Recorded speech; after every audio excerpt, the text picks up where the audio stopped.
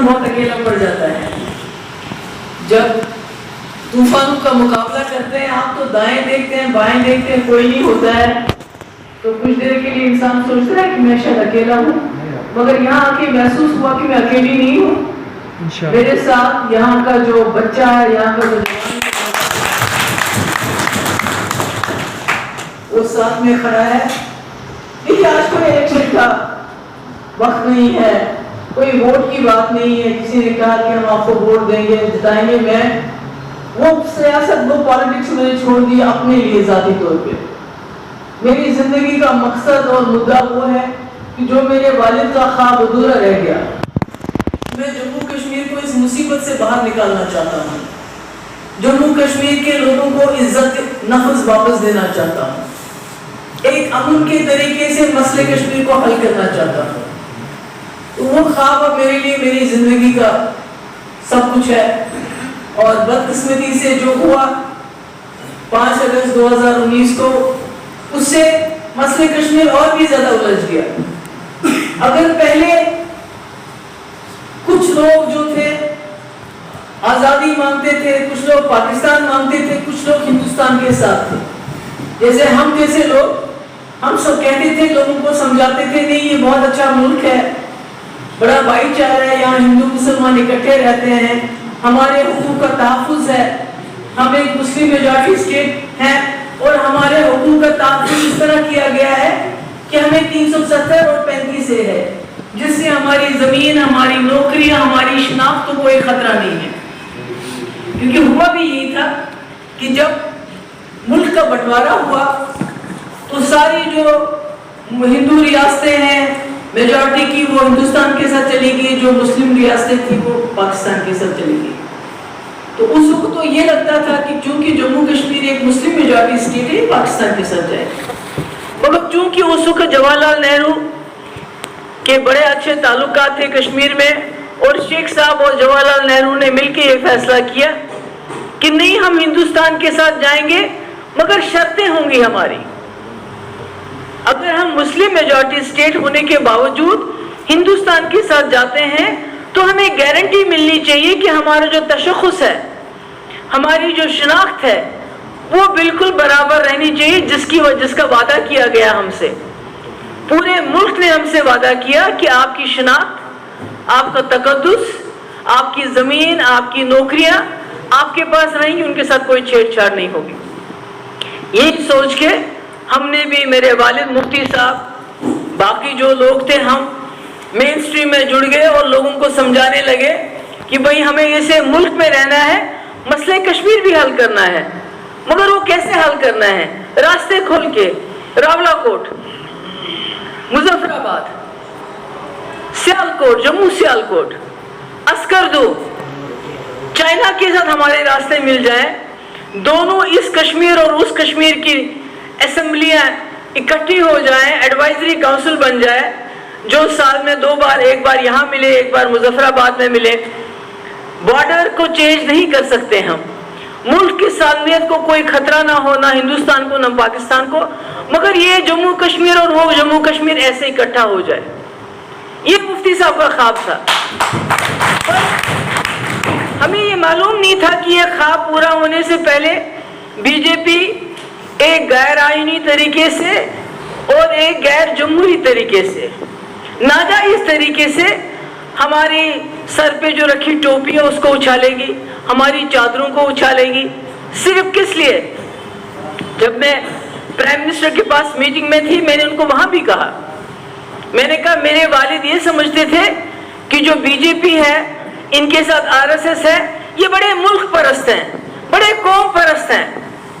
اس لیے اگر میں ان کے ساتھ ہاتھ ملاؤں گا, نہ صرف میں 370 کو بچاؤں گا, بلکہ جو واجپئی نے مسئلہ کشمیر حل کرنے کے لیے قدم بڑھایا تھا اس کو آگے بڑھائیں گے.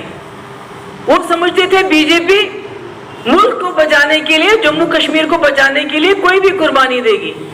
میں نے ان سے سوال کیا, میں نے کہا پر آپ نے تو جموں کشمیر کو ہی قربان کیا اپنے الیکشن کے لیے, اور وہ دیکھتے رہ گئے کہ یہ ہمارے منہ پہ کیا کہہ رہی ہے. میں نے کہا آپ نے تو جموں کشمیر کو ہی قربان کر دیا صرف الیکشن کے لیے. میں نے کہا وہ جموں کشمیر جو مسلم میجارٹی اسٹیٹ ہونے کے باوجود جنہوں نے اس ملک سے ہاتھ ملایا. میں نے کہا وہ جموں کشمیر کے لوگ جب پاکستان سے قبائل آئے تو ہندوستان کی فوج ابھی بیرکس میں تھی. کشمیری، جموں کے لوگ، راجوری کے لوگ سب ڈنڈے لے کے نکلے اور پاکستان کی فوج کا مقابلہ کیا. میں نے کہا آج آپ ان کو سکھاتے ہو ہندوستان کا جھنڈا کیسے پکڑنا ہے. انہوں نے تو تب یہ جھنڈا پکڑا جب حملہ ہوا باہر سے. میں نے کہا تب تو آپ کی فوج نہیں آئی. آج آپ نے انہی جموں کشمیر کے لوگوں کو ننگا کر دیا، ان کی بےعزتی کر دی، ان کو ذلیل کر دیا، ریاست کے ٹکڑے کر دیے. میں نے کہا یہ آپ نے کیا کر دیا. میں نے کہا جموں کشمیر میں خاموشی ہے مگر وہ قبرستان کی خاموشی ہے، وہ امن نہیں ہے. یہاں بھی پتہ نہیں کتنے لوگ ابھی بنا رہے ہوں گے، شام کو یہ ویڈیو پتہ نہیں کہاں کہاں پہنچے گی، کس نے کیا کہا. شام کو فون آتا ہے، کوئی اخبار والا کچھ لکھتا ہے تو اس کو تھانے پہ بلاتے ہیں. بھئی آپ نے ہم پہ اتنا بڑا ظلم کیا تو ہم چیخے بھی نہ، ہم چلائے بھی نہ درد میں. آپ نے اتنے بڑے زخم دیے ہم کو. کہتے ہیں زخم دیے منہ پہ پٹی باندھو، آہ مت کرو، اف مت کرو. تو اس کا تو مقابلہ کرنا ہے نا میرے بچوں. اگر ہم مقابلہ نہیں کریں گے، خاموش رہیں گے تو ہم تو مٹ جائیں گے، ہمارا وجود بالکل ختم ہو جائے گا. ہم تو جو بزرگ لوگ ہیں ہم نے اپنی زندگی گزاری، پر آپ لوگوں کا مستقبل ہے، آپ کی زمین ہے، آپ کی نوکریاں ہیں، آپ کا تشخص ہے، آپ کی آنے والی زندگی ہے. یہاں ایک زمانہ تھا، مفتی صاحب جب پہلی بار وزیر اعلیٰ بن گئے تو جب فوج کے ٹرکس گزرتے تھے پہلے سب کو گاڑیاں روکنی پڑتی تھی، مگر جب مفتی صاحب آئے وہ سب بند ہو گیا. پکڑ دکڑ ہوتی تھی. اگر کوئی ملیٹنٹ آ کے کسی کے گھر میں کھانا کھاتا تھا، اس کے بعد پولیس آتی تھی، دوسرے لوگ آتے تھے، بولتے تھے ہمیں ملیٹنٹ دکھاؤ، نہیں دکھاتے تھے تو اس کو پیٹتے تھے. یہ چیزیں مفتی صاحب نے بند کروائی. مگر آج اگر آپ دیکھیں گے پھر سے وہی معاملہ بن گیا، پھر سے وہی ماحول. جو مفتی صاحب نے سڑک بنائی، بہت بڑی بڑی سڑکیں بنائی انہوں نے، جس میں اننت ناگ سے لے کے سری نگر تک 50 منٹ میں سفر طے ہو سکتا ہے، مگر آج وہ سفر 3 گھنٹے میں طے ہوتا ہے. کیوں؟ کیونکہ راستے میں آپ کے فوج کا اگر ایک ٹرک بھی نکلے تو سارا ٹریفک روک دیتے ہیں. تو کیا یہ ہماری زندگی ہے؟ 370 تو 5 اگست کو ہٹ گیا. ایک زلزلہ تھا پر وہ زلزلہ بھی رکا نہیں ہے. وہ زلزلہ ابھی اور شکلوں میں آ رہا ہے. کبھی ڈومیسائل لا، جنہوں نے اتنا وقت گزارا ہے ان کو یہاں کا اسٹیٹ سبجیکٹ دے دو. کبھی ہماری نوکریاں باہر سے آتے ہیں لوگ، کبھی ہماری ریت باجری اس کا بھی ٹھیکہ باہر کے لوگوں کو دیا جاتا ہے. ہر چیز کو بیچ رہے ہیں. ہمارا پانی، ہماری بجلی، جس سے پورا ملک روشن ہوتا ہے. تو اس لیے میں آپ لوگ سب لوگوں سے یہ بات کرنے آئی کہ میں تو اکیلی لڑ رہی ہوں. مطلب کبھی کبھی پارٹی میں جب دیکھتی ہوں دائیں بائیں جو ہمارے سینئر لیڈر ہیں وہ بھی گھبراتے ہیں، وہ بھی گھبراتے ہیں. آج آپ دیکھتے ہیں میرے ساتھ کوئی سینئر لیڈر نہیں ہے، گھبراتے ہیں. محبوبہ جی آگے بڑھو، ہم تمہارے ساتھ ہیں. محبوبہ جی آگے بڑھو، ہم تمہارے ساتھ ہیں. میں نے ایک لیڈر کو کہا کہ آپ چلیں میرے ساتھ، انہوں نے کہا نہیں مجھے بہت بزی ہوں میں نے دوسرے کو کہا، اس نے کہا میری صحت ٹھیک نہیں ہے.